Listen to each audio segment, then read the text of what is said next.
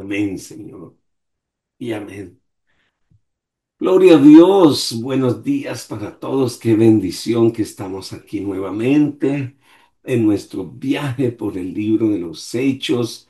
No sé si ustedes lo han disfrutado, pero yo lo disfruto cada mañana y veo la gloria de Dios en cada enseñanza que el Señor tiene para con nosotros. Alabado sea el nombre glorioso del Señor. Una de las cosas que estamos viendo es cómo inició la iglesia. Han pasado poco más de 10 años y la iglesia ha sido perseguida desde afuera y la iglesia ha sido perseguida desde adentro y ha habido intentos de división de la iglesia, pero el Señor, a través del Espíritu Santo, ha guiado a los hombres de Dios para que la iglesia no se detenga, sino que siga adelante. Para el apóstol Pablo, recuerde que la iglesia que los lanzó, digamos, al ministerio fue la iglesia de Antioquía. Y la iglesia de Antioquía no era un lote de estacionamiento. Y déjenme explicar eso. Son un lote de estacionamiento. Yo llego, me parqueo, espero un rato y me voy. No, no. El apóstol Pablo entendió que era una plataforma de lanzamiento. Entonces él no se conformaba con un ministerio cómodo de ninguna manera, sino que cada vez que veía una puerta abierta, una oportunidad, él salía enviado por la iglesia, respaldado en oración, respaldado económicamente, había quien lo acompañara y quien se quedara en la iglesia.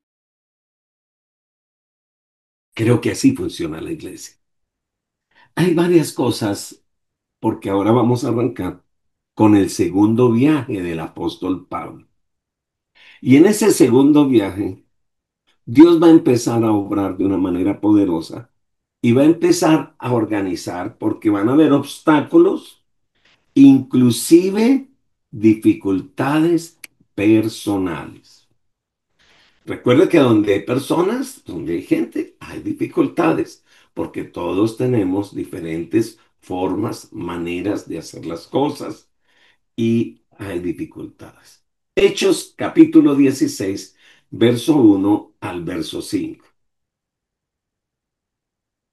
Dice de la siguiente manera: después llegó a Derbe y a Listra, y aquí había allí cierto discípulo llamado Timoteo, hijo de una mujer judía creyente, pero de padre griego.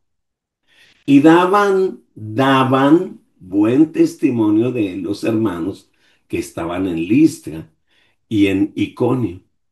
Quiso Pablo que éste fuese con él, y tomándole, le circuncidó por causa de los judíos que habían en aquellos lugares, porque todos sabían que su padre era griego, y al pasar por las ciudades les entregaban las ordenanzas que habían acordado los apóstoles y los ancianos que estaban en Jerusalén para que las guardasen. Así que las iglesias eran confirmadas en la fe y aumentaban en número cada día.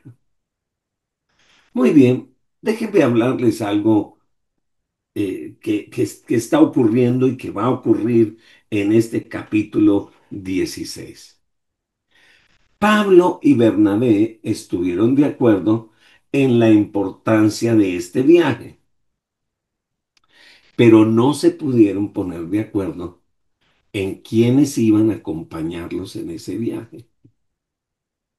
Allí estaban dos hombres consagrados que acababan de ayudar a lograr la unidad en la iglesia. Sin embargo, no pudieron resolver sus propios desacuerdos. Increíble, ¿no? Pablo y Bernabé habían ayudado a organizar un gran conflicto que había en la iglesia. Pero en el momento de salir a hacer su segundo viaje misionero, no se pudieron poner de acuerdo con quienes iban al viaje. por más perturbadores y dolorosos que sean nuestros conflictos, quiero que sepa que siempre van a estar ahí, van a estar siempre. No los podemos quitar, están ahí. Solo que podemos ponerlos en manos del Señor y esas dificultades van a ser vencidas.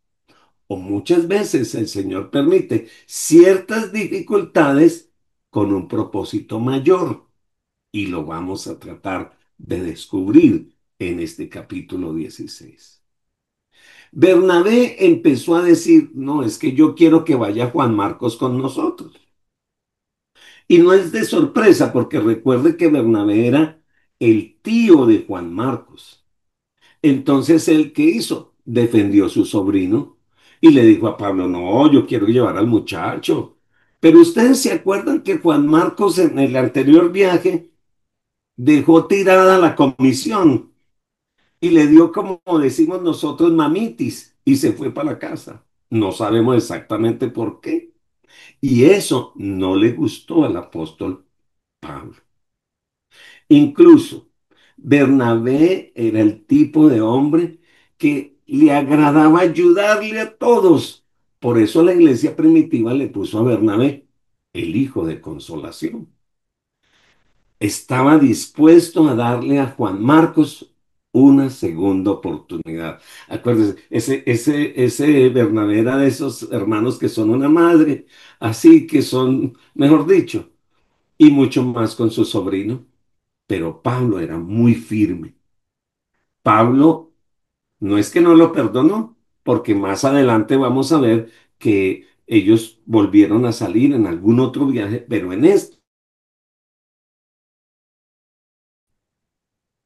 Entonces, pues empezaron a tener como esa pequeña dificultad. Bueno, Bernabé seguía insistiendo que quería llevarse a Juan Marcos, pero Pablo, con igual firmeza, insistió en que no lo llevaría. Después de todo, en el primer viaje misionero, ya les dije, Juan Marco abandonó la misión para irse para la casa. Y para Pablo, eso fue una señal de debilidad. ¿Sabe qué dice la Biblia? El que puso su mano en el arado y mira hacia atrás, pues allá, allá. Así que yo estoy hablando con los líderes, con los pastores, y también estoy hablando con el ama de casa, con el esposo, con el que está empezando su emprendimiento. No mire hacia atrás. Si su misión está puesta en las manos del Señor, no se detengan, ni se vuelva atrás, sino siga adelante, pues el Señor irá abriendo camino. Para Pablo el ministerio era demasiadamente importante y la obra demasiadamente exigente como para llevar a alguien que no fuera confiable. No, se va para la casa, ni siquiera dijo por qué. Bueno, ese desacuerdo creció y se convirtió en una discusión. Mm. Y la única solución era que los dos amigos se dividieron el territorio y se separaron. Increíble, ¿no? Bernabé tomó a Marcos y se fue a Chipre, que era su ciudad nativa. Y Pablo tomó a Silas y se dirigió a Cilicia. Así que la pregunta sería, ¿quién tuvo la razón? Pues en realidad no importa mucho. Tal vez ambos tenían algunas cosas a favor, estaban tal vez ambos también equivocados. Sabemos que Juan Marcos en última instancia triunfó en el ministerio y Pablo llegó a amarlo y apreciarlo tanto como amó a Timoteo. Personas buenas y consagradas en la iglesia tienen desacuerdo. Y es una de las dolorosas realidades de la vida que debemos aceptar.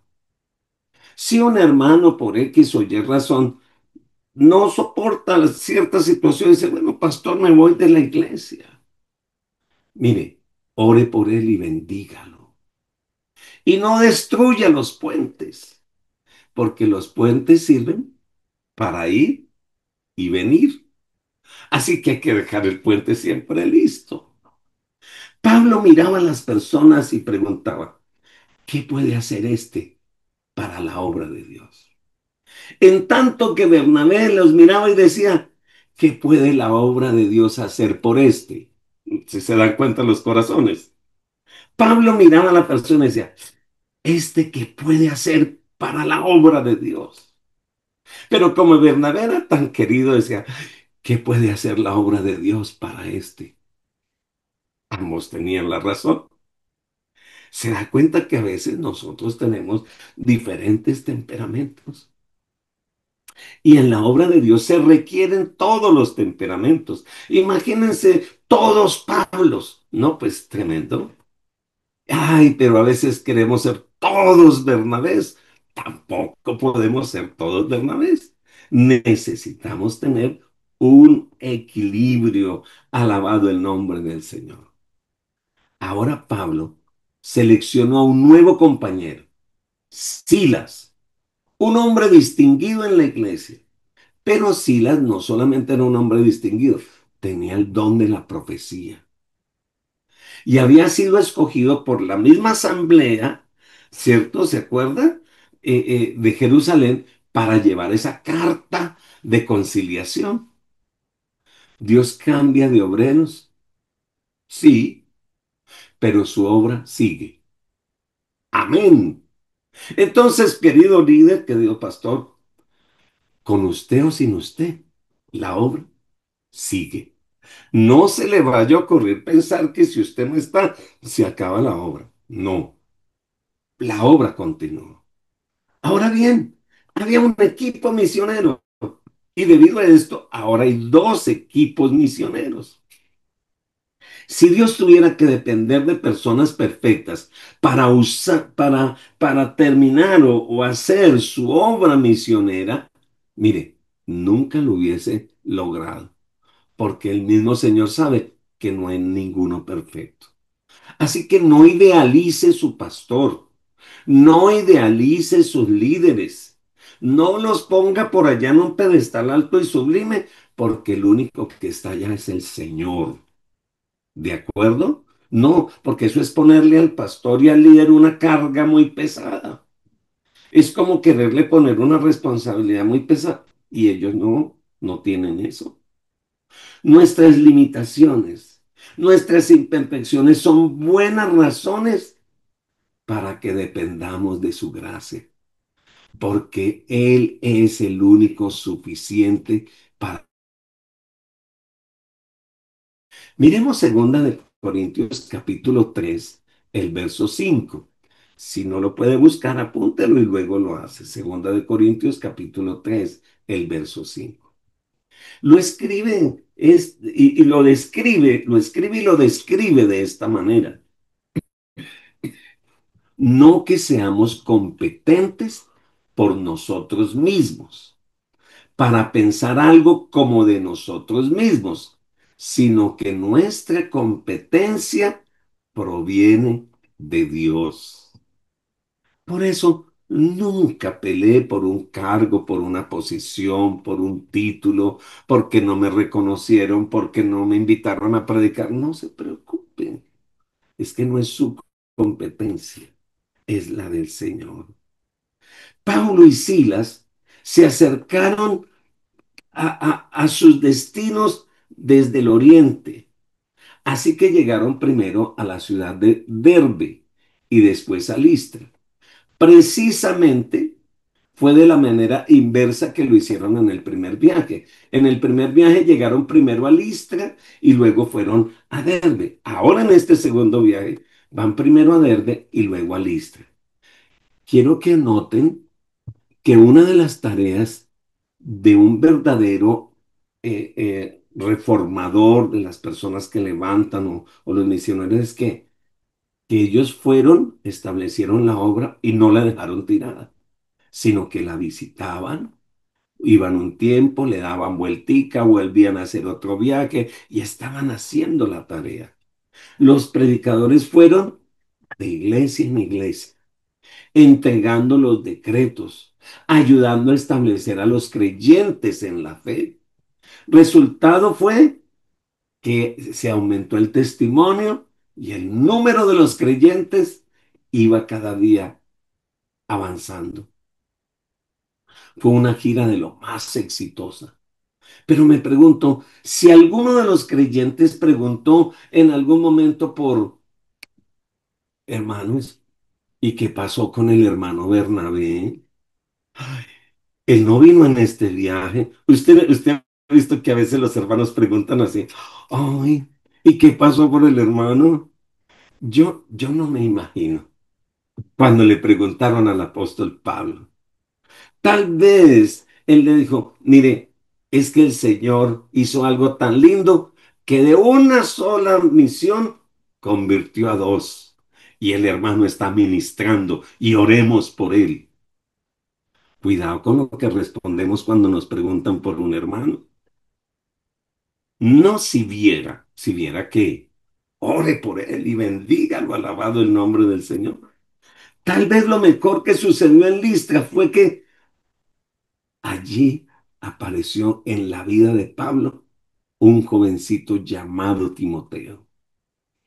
Y este Timoteo terminó reemplazando a Juan Marcos. Fue el ayudante más amado y especial del apóstol Pablo. Timoteo probablemente se convirtió en el ministerio de Pablo en la primera visita ya a Listra y lo amó tanto que el apóstol Pablo lo llamó mi hijo amado, el verdadero hijo de la fe. Pero uno ve a Timoteo, ¿no? Y uno dice, uy, qué lindo muchacho, qué bueno, ojalá el Señor nos diera hijos como Timoteos. Pero ¿sabe para tener hijos así qué pasa? La madre y la abuela de Timoteo habían recibido la palabra y no estaban tan contentas que su casa se convirtió en una iglesia. Y yo me imagino que el que abría la casa era Timoteo. Y la mamá le decía, mijo, ore usted, mijo, lea la palabra, mijo, ore por el enfermo. Y yo me imagino a Timoteo. Porque había una abuela y había una madre que estaban allí, alabado el nombre del Señor, preparando el camino para la decisión de Timoteo. Al ser las primeras en la familia que recibieron al Señor Jesús, estas afectaron para bien la vida de Timoteo. Ayer estábamos hablando de algo muy importante con la familia que estábamos. Y una de las cosas más importantes para un hijo no es que usted le mande a hacer cosas a un hijo, es que usted le modele a un hijo. Usted no puede mandar a su hijo a bañarse si usted no se ha bañado. Usted no puede mandar a un hijo a cepillarse si usted no se ha cepillado. ¿Y cómo quiere que su hijo ore si él no lo ve orando? ¿Qué es lo que usted hace? Que sus hijos están repitiendo. Por eso Jesús dijo, aprended de mí,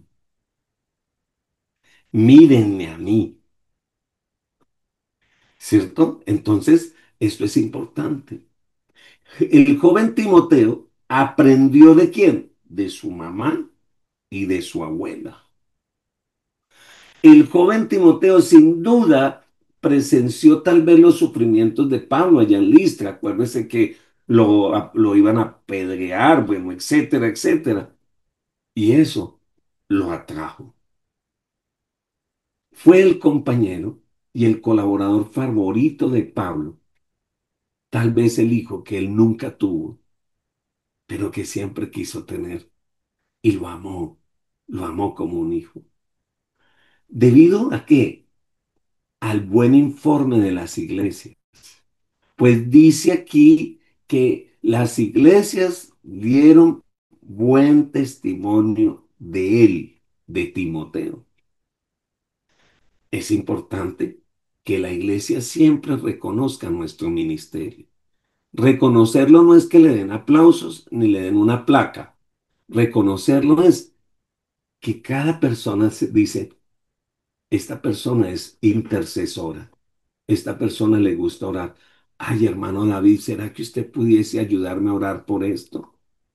Ay, hermano fulano, ¿usted me puede ayudar a orar por qué? Porque la iglesia lo identificó. Entonces Pablo, ¿sabe qué hizo? Le impuso las manos, oró por él y lo incorporó a su equipo. Mire, y aquí pasó una cosa que uno diría rarísima. El apóstol Pablo le dice a Timoteo, mi hijo, lo voy a circuncidar. Pero ¿cómo? No acabábamos de tener una reunión allá en el concilio, una carta de que para ser cristiano no había que volverse judío, ni había que circuncidarse. ¿Y cómo es que usted, Pablo, ahora viene a hacer las cosas contrarias? Pablo, ¿qué le está pasando? Uno leería eso y dice, pero ¿qué le pasa, Pablo? Ah, lo hizo el circuncidar como una acción de amor, una decisión poderosa, un principio lindo, porque su padre, acuérdese, y la gente que estaba alrededor, era gente que necesitaba ver un principio espiritual. Pablo no permitió que si fuera por eso, luego vamos a ver algo que hizo con Tito, que no es el mismo Timoteo. Cuando vino Tito, no permitió que circuncidara, bueno, ni que pasara por estas cosas.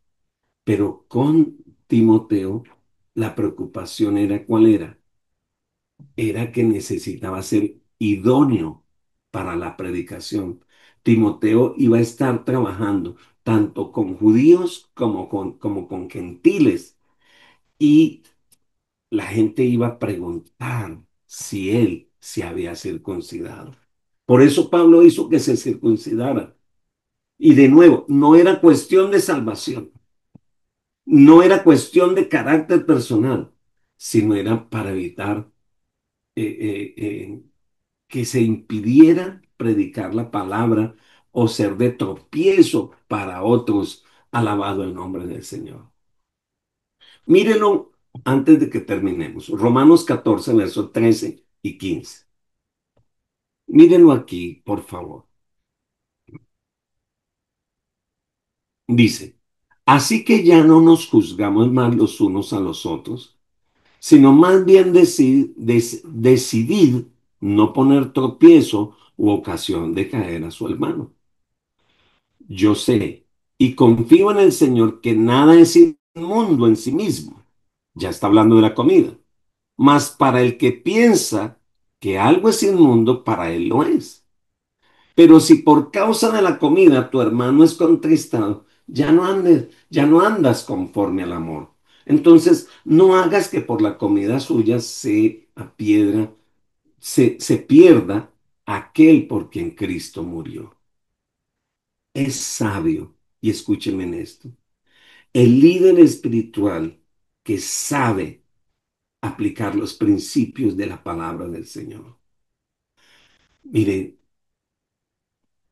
si yo tengo que dejar algo para no contestar a un débil en la fe, para los colombianos que conocen Buenaventura, tuve que ir a predicar a Buenaventura, a una iglesia que creía que era muy importante predicar con saco y corbata. Y yo normalmente no lo hago, pero tenía que ir a predicar. Y cuando llegué allí, ya el pastor me había dicho, y Buenaventura en un lugarcito terrible, no había aire acondicionado, había un ventiladorcillo, así que medio traqueaba y estaba llenísimo, llenísimo de gente, hermanos, y yo me puse ese traje así, solo para que pudieran escucharme. Yo sé que el traje no predicaba, pero si yo me iba a ir en una camisetica o en una camisa sin corbata, seguro los iba a agraviar. fue la gloria de Dios, aunque yo creo que yo quedé deshidratado totalmente. Pero el Señor se glorificó, el Señor fue maravilloso. ¿Sabe? No es lo que tú quieres ni lo que tú piensas lo que tienes que defender. Es el amor hacia las personas. Presente a Cristo, un Cristo que restaura, un Cristo que resucita, un Cristo que vive. El resto de las añadiduras nos vamos a ir organizando en el camino. No pongas estorbo para la palabra. Señor, gracias por esta mañana. Señor, ¿cuántas veces tenemos dificultades por nuestros temperamentos o caracteres con nuestros hermanos? Así como mi querido Pablo y Bernabé. Pero ¿qué pasó, Señor? Y de esa dificultad sacaste algo grandísimo. Gracias. Gracias por los Timoteos. Gracias por las madres y las abuelas. Gracias, Señor. Porque nada va a impedir que tu palabra corra, Señor. Y ayúdanos. Ayúdanos a no ser visitantes ocasionales, sino que si tú nos incrustaste al camino y hemos podido bendecir iglesias que podamos ir y caminar y establecer tu palabra, Señor, tu nombre, no el nombre de ninguna organización ni de ninguna persona. Te alabo, Señor. Bendigo sus vidas esta mañana. Que la gloria de Dios sea sobre ustedes. Disfruten al Señor. Es bueno vivir para Él. Que el Señor les bendiga. Feliz día. Amén.